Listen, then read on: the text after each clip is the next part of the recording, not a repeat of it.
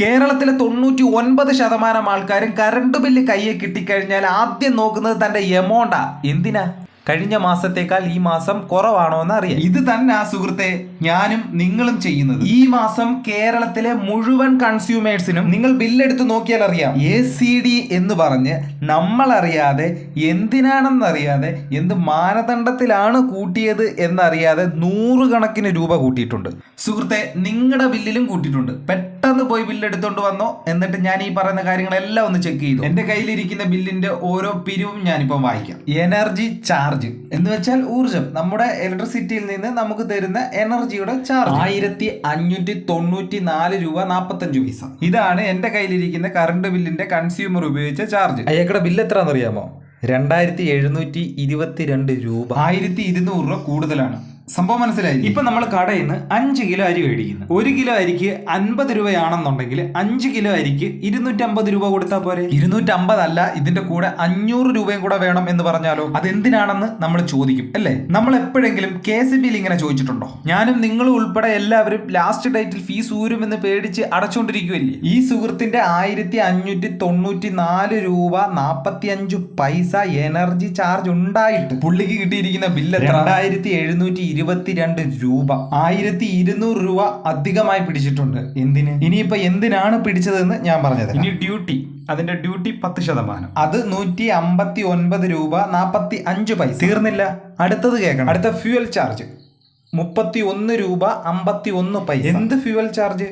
നമ്മൾ മണ്ണെണ്ണ ഒഴിച്ചിട്ടാണോ വീട്ടിൽ ലൈറ്റ് കത്തിക്കുന്നത്? KCBയുടെ കറണ്ട് ഉപയോഗിച്ച നമ്മൾ ഫ്യൂവൽ ചാർജ് കൊടുക്കണം. ഇവരവിടെ ചിലപ്പം ഗ്യാസ് സ്റ്റവ് ഉപയോഗിച്ച് ചായ ഉണ്ടാക്കി കുടിക്കുന്നത്. ഇനിയിപ്പോ പറയാൻ പോകുന്നത് KCB നാഫ്ത, കൽക്കരി ഇതൊക്കെ ഉപയോഗിച്ച് കറണ്ട് ഉണ്ടാക്കുന്നത്. അതെല്ലാം കൂടെ കൂട്ടിയല്ലേ കറണ്ട് ബില്ല് തന്നിരിക്കുന്നത്. ഒരു സാധനം വിൽക്കുമ്പോൾ അതിന്റെ ഉൽപാദന ചെലവും കൂടെ ചേർത്തിട്ടല്ലേ. നമ്മുടെ കായംകുളത്ത് താപനിലയുണ്ട്, അവിടെ നാഫ്തയുണ്ട്. നാഫ്ത മേടിച്ചതിന്റെ ചെലവാണ്. അതിന്റെ പ്രോഡക്റ്റിന്റെ പൈസ കൂടെ ചേർത്തല്ലേ ഈ 1594 രൂപ 45 പൈസ. നമ്മൾ എന്തിനാ ഫ്യൂവൽ ചാർജ് കൊടുക്കുന്നത്?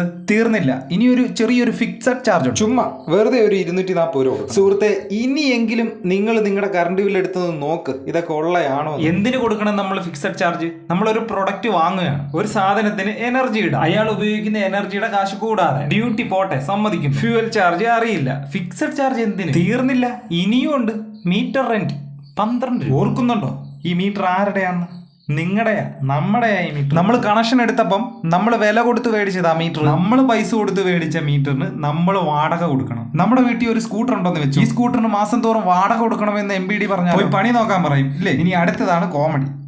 നമ്മൾ കാശ് കൊടുത്ത് മേടിച്ച് നമ്മൾ മാസം തോറും റെന്റും കൊടുത്ത് ഇനി അതിന് നമ്മൾ GSTയും കൂടെ കൊടുക്കണം. മീറ്റർ മേടിക്കാൻ നേരത്തെ ഒരു GST ഉണ്ട്. ഇത് കൂടാതെ എല്ലാ മാസവും നമ്മൾ മീറ്ററിന് റെന്റും കൊടുക്കണം. ഇത് കൂടാതെ നമ്മൾ എല്ലാ മാസവും മീറ്ററിന് GSTയും കൂടെ കൊടുക്കണം. എത്ര രൂപയെന്നറിയാമോ? 2 രൂപ 16 പൈസ. ഇനി അടുത്തയാണ് ഓട്ടോ റിക്കവറി. എന്തിനാണെന്ന് വെച്ച് കഴിഞ്ഞാൽ എനിക്കറിയത്തില്ല. സ്വമേധയാ റിക്കവർ ചെയ്യുന്ന ഒരു തുക. ഓട്ടോ റിക്കവറി എന്ന് പറഞ്ഞ് പിടിച്ചിരിക്കുന്നത് 35 രൂപ 10 പൈസ. ചിലപ്പോൾ KSB നിങ്ങളുടെ അക്കൗണ്ടിലോട്ട് ചിലപ്പോൾ കുറച്ച് പൈസ തന്നിട്ട് അത് തിരിച്ചു പിടിക്കുന്നേ. ഓട്ടോമാറ്റിക് ആയിട്ട് റിക്കവർ ചെയ്യുകയാണ് 35 രൂപ 10 പൈസ. തീർന്നില്ല, ഇനി ഇതെല്ലാം കൂടെ ഒന്ന് വട്ടം എത്തിക്കണ്ടേ? അതിനാണ് റൗണ്ട് ഓഫ്. അതായത് 30 രൂപ 95 പൈസ ആണെന്നുണ്ടെങ്കിൽ 5 കൂടെ കൂട്ടി 40 രൂപ ആക്കുന്നത് പോലെ ഇതെല്ലാം കൂടെ ഒന്ന് റൗണ്ട് ആക്കിയിട്ട് ഒരു 25 പൈസ. ഈ 25 പൈസ കേരളത്തിലെ 1 കോടി വീട്ടിൽ നിന്ന് കൂട്ടി നോക്കും. എന്തുവാണ് ഈ കൊച്ചു കേരളത്തിൽ നടക്കുന്നത്? അങ്ങനെ 1594 രൂപയുടെ കറണ്ട് ഉപയോഗിച്ച സഹോദരൻ 2075 രൂപ അടയ്ക്കണം. അതിന്റെ കൂടെ ആദ്യം പറഞ്ഞ ACD ആനുവൽ ക്യാഷ് ഡെപ്പോസിറ്റ് വർഷം തോറും നമ്മൾ കൊടുത്തോണ്ടിരിക്കണം. എല്ലാ വർഷവും നമ്മൾ കൊടുക്കണം. അത് 825 രൂപ. തീർന്നില്ല, ഇനി ചുമ്മാതെ കൊടുക്കുന്ന ഒരു സംഭവമുണ്ട്, അഡ്വാൻസ്. അതൊരു 193 രൂപ. നമ്മൾ സാധാരണക്കാരനായ ഒരു മനുഷ്യൻ ആദ്യം ബില്ല് കിട്ടുമ്പോൾ നോക്കുന്നത് എന്നാണ് ലാസ്റ്റ് ഡേറ്റ്, എത്രയാണ് ബില്ല്. ഇതൊക്കെ നോക്കണം സുഹൃത്തുക്കൾ. ഇത് കൂടാതെ വർഷാവർഷം കറണ്ട് ബില്ല് കൂട്ടുകയും ചെയ്യും. എന്തായാലും തീർന്നില്ല, പോകാൻ വരട്ടെ. ഇനി ഒരു സംഭവം കൂടെ ഉണ്ട്, സർചാർജ്. അതൊരു 15 രൂപ. അങ്ങനെയാണ് 1594 രൂപ 45 പൈസയുടെ കറണ്ട് ഉപയോഗിച്ച ആള് 2722 രൂപ അടയ്ക്കേണ്ടി വരും. ഇത്രയും നാളും നിങ്ങളുടെ കറണ്ട് ബില്ലിലെ ഈ കാര്യങ്ങളൊക്കെ നിങ്ങൾ ശ്രദ്ധിച്ചിട്ടുണ്ടോ? ഉണ്ടെങ്കിൽ നമുക്കൊന്ന് കമന്റ് ചെയ്യണേ. ഇല്ലെങ്കിൽ നമ്മുടെ ഫിക്സഡ് ചാർജും മീറ്റർ റെന്റും അതൊക്കെ എത്ര ആണെന്നൊന്ന് കമന്റ് ചെയ്യണേ. നമുക്കൊക്കെ എത്രയൊക്കെയാണ് KSB കൂട്ടിയിരിക്കുന്നതെന്നൊക്കെ നമുക്ക് അറിയാൻ പറ്റും. ഇത് മാത്രമല്ല, എങ്ങനെയാണ് KSBയിൽ സ്ലാബ് അടിസ്ഥാനത്തിൽ കാൽക്കുലേറ്റ് ചെയ്യുന്നത് എന്നൊരു വീഡിയോ ഞാൻ മുമ്പ് അപ്ലോഡ് ചെയ്തിട്ടുണ്ട്. നിങ്ങൾക്ക് ആവശ്യമാണെന്നുണ്ടെങ്കിൽ ഇതേ തംബ്നെയിൽ വെച്ചിട്ട് തന്നെയാണ് നമ്മൾ അവിടെ അപ്ലോഡ് ചെയ്തിരിക്കുന്നത്. നേരെ അങ്ങോട്ട് കയറി. ഈ ഒരു വീഡിയോ നിങ്ങൾക്ക് ഉപകാരപ്പെടും എന്ന് വിശ്വസിക്കുന്നു. അടുത്ത വീഡിയോ കാണാം. Good bye.